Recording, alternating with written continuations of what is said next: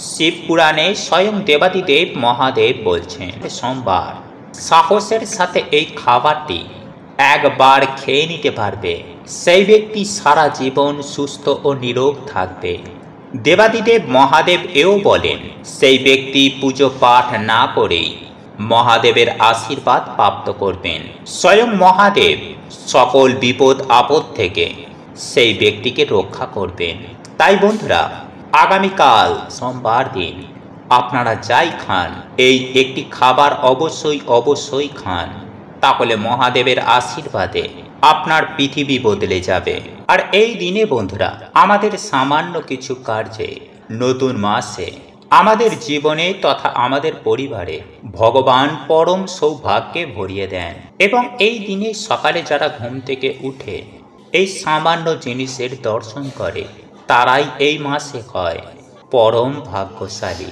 এই মাসে তাদের জীবনে অর্থ, সুখ, শান্তি, সৌভাগ্যে ভরে ওঠে। এবং এই দিনে যারা একটু হলেও এই সামান্য খাবারটি খায়, তারা সারা বছর সুস্থ থাকে, তাদের আর্থিক ভাগ্য ফেরে এবং এই মাস তাদের দারুণ কাটে।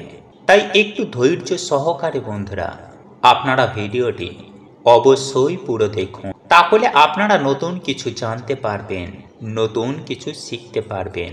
এই দিনে বন্ধুরা সামান্য কিছু কার্যে এই মাস আমাদের জন্য সৌভাগ্যের দরজা খুলে দেয়। তাই এই দিনে বন্ধুরা আপনারা সামান্য হলেও কিন্তু এই খাবারটি অবশ্যই গ্রহণ করুন। এতে সারা মাস বন্ধুরা আপনারা সুস্থ ও নিরোগ থাকবেন এবং আপনাদের পরিবারেও সুখ, শান্তি, সমৃদ্ধি বজায় থাকবে। এই মাসে আপনাদের বাড়ির দরজার সামনে সৌভাগ্য এসে দাঁড়াবে, ফলে সর্ব কাজেই আপনারা সফলতা প্রাপ্তি করবেন। তাই এই দিনে বন্ধুরা সামান্য কিছু কার্য এই মাসে আমাদের ওপরে প্রচণ্ড রূপে প্রভাব ফেলে। তাই এই মাসকে সুন্দর করতে এই দিনে কিন্তু আপনারা এই খাবারগুলোকে একদম ভুলেও খাবেন না এবং এই কার্যগুলো কিন্তু আপনারা ভুলেও করবেন না, নইলে এই মাসে কিন্তু বন্ধুরা আপনাদের ওপর ঈশ্বরের কৃপা হবে না। ফলে নানান রকম সমস্যার মধ্যে কিন্তু আপনারা এই মাসে পড়তে পারেন।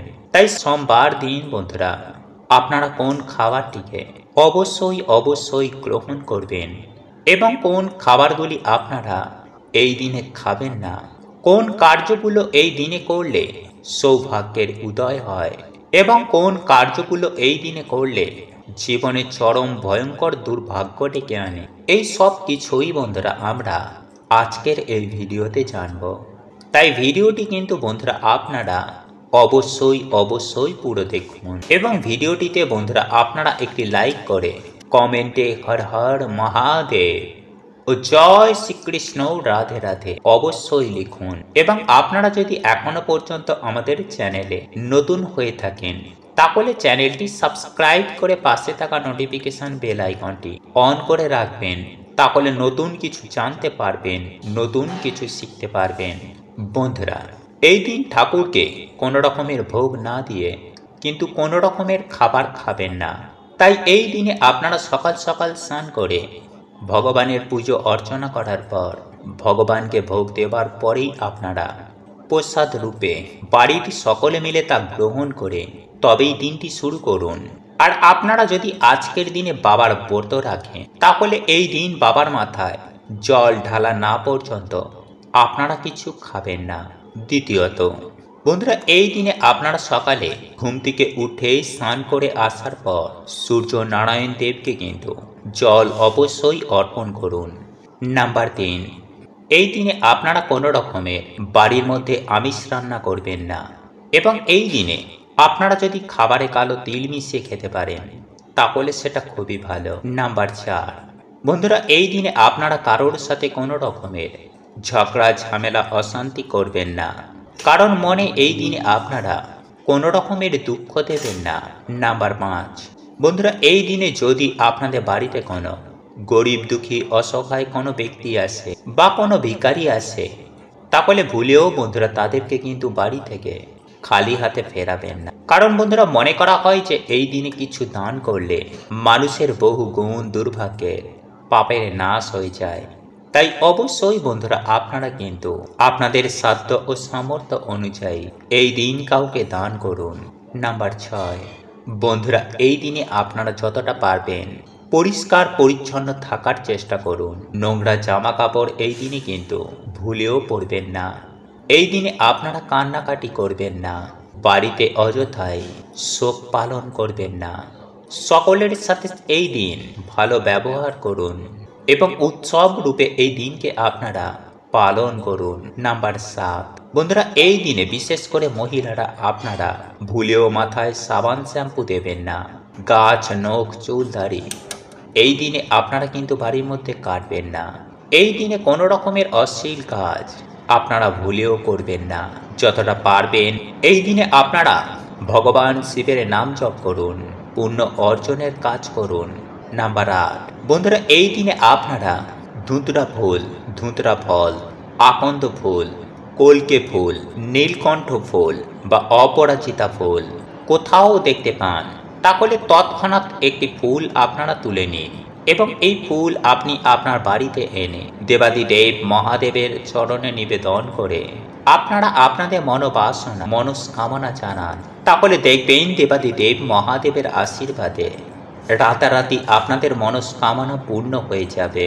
এইবার আমি আপনাদেরকে জানিয়ে দেব যে স্বাস্থ্যের বিধিবিধান অনুসারে যে খাবারগুলি খাওয়া মোটেও উচিত নয়।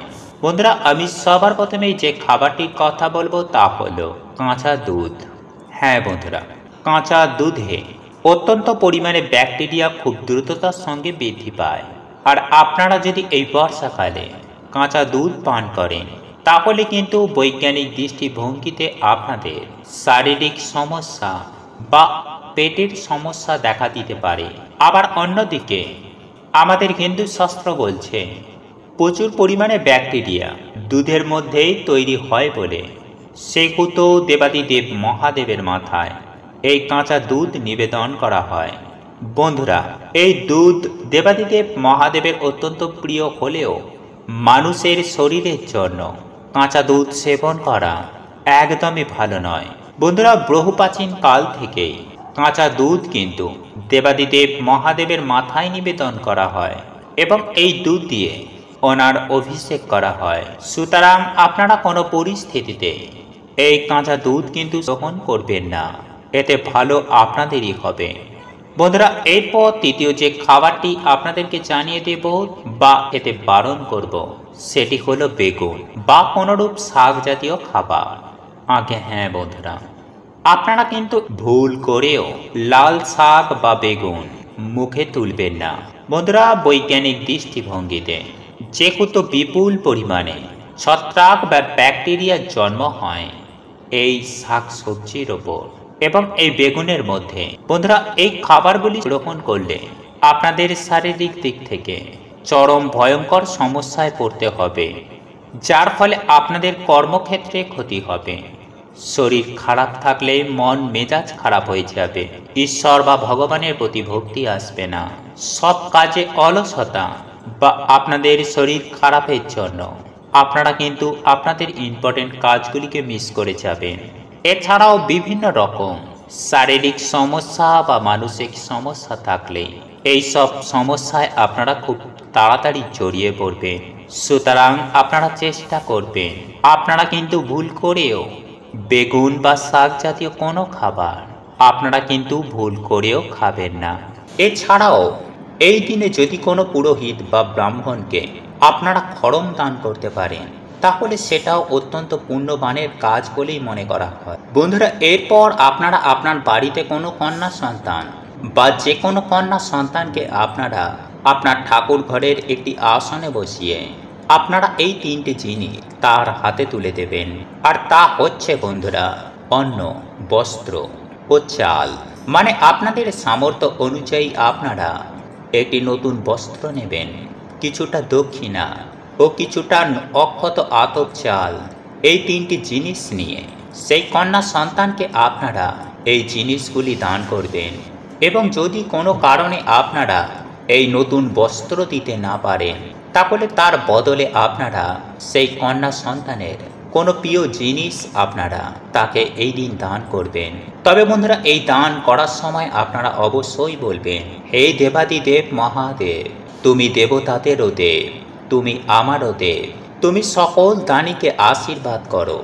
আজ আমিও মাতা দুর্গা রূপী কুমারী শিশুকন্যাকে অক্ষত চাল অর্থাৎ অন্ন, বস্ত্র ও অর্থ দান করছি। তুমি আমাদের সকল পাপ ক্ষমা করে আমাকে ও এই কন্যাকে আশীর্বাদ করো। এই শব্দটি বলে আপনারা এই দান সেই কন্যাকে দেবেন। বন্ধুরা, মানা হয় যে এই দান সবথেকে বড় দানের মধ্যে অন্যতম। মানা হয় যে এই দিনে অন্ন, বস্ত্র, অর্থ যদি কোনো কন্যা সন্তানকে দান করা যায়, তাহলে জীবনে কখনো এই তিনটে জিনিসের আর অভাব থাকে না। তাই বন্ধুরা, এই দিনে আপনারা অবশ্যই কোনো কন্যা সন্তানকে এই অন্ন, বস্ত্র, অর্থ দান করার চেষ্টা করবেন। তবে একই সঙ্গে আমি আপনাদেরকে এটাও জানিয়ে রাখি, বন্ধুরা, আপনারা সোমবারের ব্রত পালন করুন বা না করুন, অন্ততপক্ষে এই দিন এক কণা হলেও এই খাবারটি গ্রহণ করুন। আর এই খাবারটি আপনাদেরকে তৈরি করতে হবে, আর তা হল হবিষ্যান্ন। হ্যাঁ বন্ধুরা, এই খাবারটি তৈরি করার জন্য আপনাদেরকে একটি তামা বা পিতলের হাঁড়ি নিতে হবে। আর এই তামা বা পেতলের যদি হাঁড়ি বা কোনো পাত্র আপনাদের না থেকে থাকে, তাহলে আপনারা মাটির পাত্রেও বানাতে পারেন। কিন্তু মাটি বা তামা, পেতল ছাড়া স্টিল বা অ্যালুমিনিয়ামের কোনো পাত্রে এই খাবারটি রন্ধন করবেন না, নতুবা বাবার আশীর্বাদের জায়গায় অভিশাপ গ্রহণ করবেন। বন্ধুরা, এই খাবারটি রন্ধন করার জন্য আপনাদেরকে নিতে হবে আতপ চাল, আলু, কাঁচকলা, মুগ ডাল। হ্যাঁ বন্ধুরা, এই চারটি জিনিস আপনাদেরকে সংগ্রহ করতে হবে। তারপর আপনারা এইগুলিকে রন্ধন করবেন।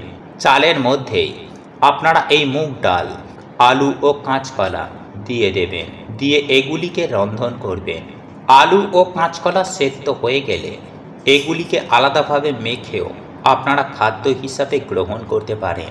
তবে যে বিষয়টি আপনাদেরকে অতি অবশ্যই মাথায় রাখতে হবে, তা হলো এই হবিষ্যান্ন তৈরি করার জন্য আপনারা সরষের তেলের ব্যবহার করতে পারবেন না। হ্যাঁ বন্ধুরা, আপনারা কোনো রকমের কোনো তেল ব্যবহার করতে পারবেন না। তেলের পরিবর্তে আপনারা ঘিয়ের ব্যবহার করবেন।